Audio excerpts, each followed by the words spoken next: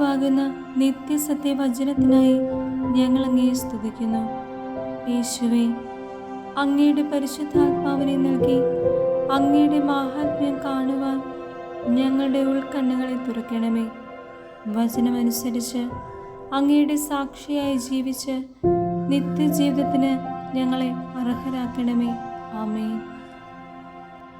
വിശുദ്ധ പൗലോസ്ലീഹ കൊറിന്തോസുകാർക്ക് എഴുതിയ 1-ാം ലേഖനം 14-ാം അധ്യായം 1 മുതൽ വചനങ്ങൾ.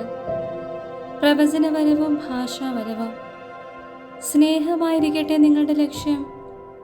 അതേസമയം ആത്മീയ ദാനങ്ങൾക്കായി, പ്രത്യേകിച്ച് പ്രവചനവരത്തിനായി തീക്ഷ്ണതയോടെ ആഗ്രഹിക്കുവിൻ. ഭാഷാവരമുള്ളവൻ മനുഷ്യരോടല്ല, ദൈവത്തോടാണ് സംസാരിക്കുന്നത്. അവൻ പറയുന്നത് ആരും ഗ്രഹിക്കുന്നില്ല. അവൻ ആത്മാവിനാൽ പ്രചോദിതനായി രഹസ്യങ്ങളെക്കുറിച്ച് സംസാരിക്കുന്നു. നേരെ മറിച്ച് പ്രവചിക്കുന്നവൻ മനുഷ്യരോട് സംസാരിക്കുന്നു. അതവരുടെ ഉത്കർഷത്തിനും പ്രോത്സാഹനത്തിനും ആശ്വാസത്തിനും ഉപകരിക്കുന്നു. ഭാഷാവരത്തോടെ സംസാരിക്കുന്നവൻ തനിക്കു തന്നെ അഭിവൃദ്ധി കൈവരുത്തുന്നു. പ്രവചിക്കുന്നവനാകട്ടെ സഭയ്ക്കും, നിങ്ങളെല്ലാവരും ഭാഷാവരത്തോടെ സംസാരിക്കണമെന്ന് ഞാൻ ആഗ്രഹിക്കുന്നു. എന്നാൽ നിങ്ങൾ പ്രവചിക്കുന്നെങ്കിൽ അത് കൂടുതൽ ഉത്തമം. ഭാഷാവരമുള്ളവൻ്റെ വാക്കുകൾ സഭയുടെ ഉത്കർഷത്തിനുതകും വിധം ആരെങ്കിലും വ്യാഖ്യാനിക്കുന്നില്ലെങ്കിൽ പ്രവചിക്കുന്നവനാണ് അവനേക്കാൾ വലിയവൻ.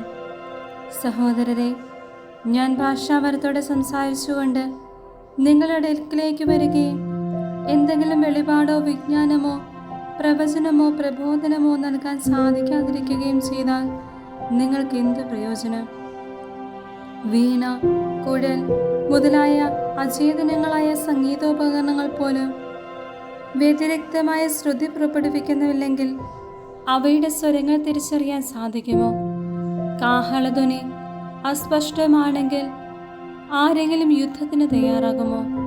അതുപോലെ തന്നെ നിങ്ങളുടെ കാര്യവും.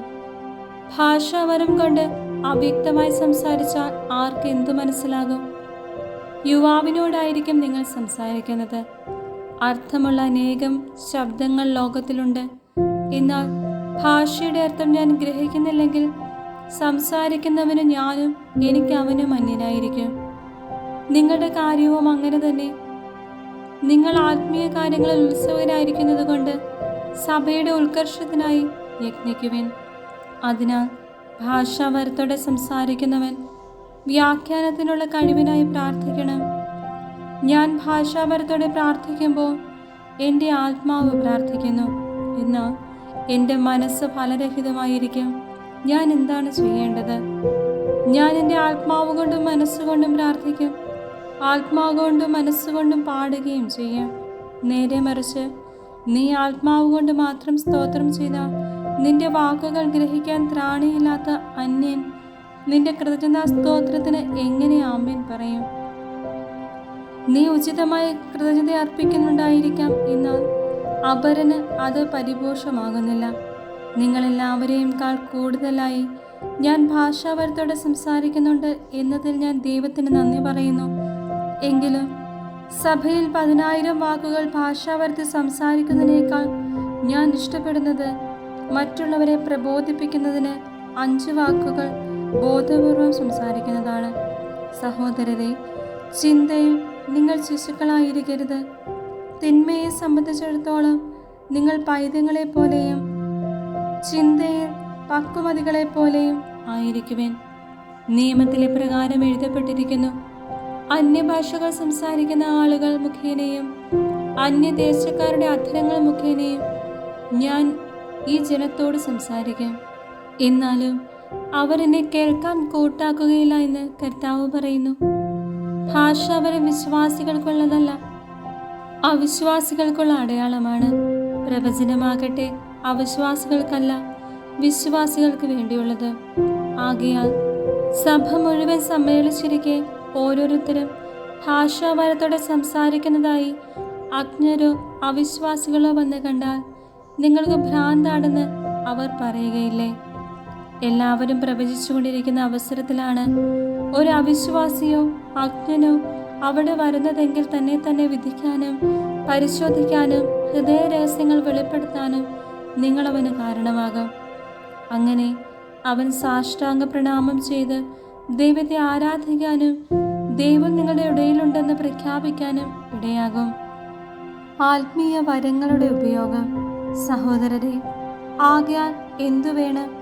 നിങ്ങൾ സമ്മേളിക്കുമ്പോൾ ഓരോരുത്തർക്കും ഒരു സങ്കീർത്തനമോ സാരോപദേശമോ വെളിപാടോ ഭാഷയോ വ്യാഖ്യാനമോ ഉണ്ടായിരിക്കട്ടെ.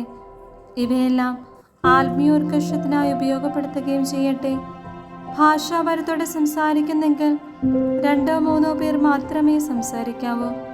ഓരോരുത്തരും മാറി മാറി സംസാരിക്കുകയും ഒരാൾ വ്യാഖ്യാനിക്കുകയും ചെയ്യണം. വ്യാഖ്യാനിക്കാൻ ആളില്ലെങ്കിൽ അവർ സഭയിൽ മൗനം ദീക്ഷിക്കുകയും ഓരോരുത്തരും തങ്ങളോട് തന്നെയും ദൈവത്തോട് സംസാരിക്കുകയും ചെയ്യട്ടെ. 2-3 പേർ പ്രവചിക്കുകയും മറ്റുള്ളവർ അത് വിവേചിക്കുകയും ചെയ്യട്ടെ. കൂടിയിരിക്കുന്നവരിൽ ആർക്കെങ്കിലും വെളിപാടുണ്ടായാൽ സംസാരിച്ചു കൊണ്ടിരിക്കുന്നവൻ നിശബ്ദനാകണം.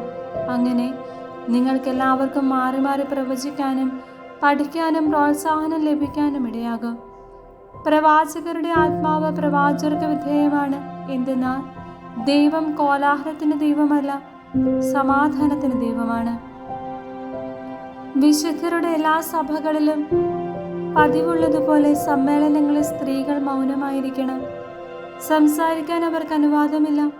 നിയമം അനുശാസിക്കുന്നത് പോലെ അവർ വിധേയത്വമുള്ളവരായിരിക്കട്ടെ. അവർ എന്തെങ്കിലും പഠിക്കാൻ ആഗ്രഹിക്കുന്നെങ്കിൽ വീട്ടിൽ വെച്ച് ഭർത്താക്കന്മാരോട് ചോദിച്ചു കൊള്ളട്ടെ. സഭയിൽ സംസാരിക്കുന്നത് സ്ത്രീക്ക് ഉചിതമല്ല. എന്ത്?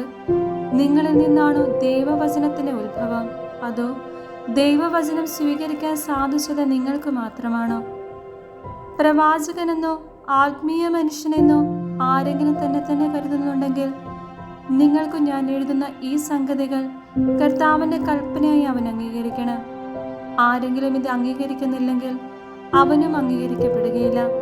ആകയാൽ എൻ്റെ സഹോദരരെ, പ്രവചനവരത്തിനായി തീവ്രമായി അഭിലഷിക്കുവിൻ. ഭാഷാവരത്തോടെ സംസാരിക്കുന്നവരെ നിരോധിക്കേണ്ട. എല്ലാ കാര്യങ്ങളും ഉചിതമായും ക്രമമായും ചെയ്യുവിൻ.